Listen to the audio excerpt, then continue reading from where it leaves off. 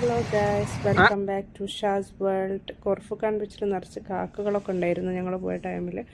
അവിടെ കുളിക്കാനൊക്കെ വരുന്നേ ഉള്ളൂ, ആളുകൾ വരുന്നതിന് വൈകിട്ട് കുറേ ആളുകളുണ്ടാവും. നമുക്ക് ഡ്രസ്സ് ചേഞ്ച് ചെയ്യാനുള്ള വാഷ്റൂമൊക്കെ ഉണ്ട്.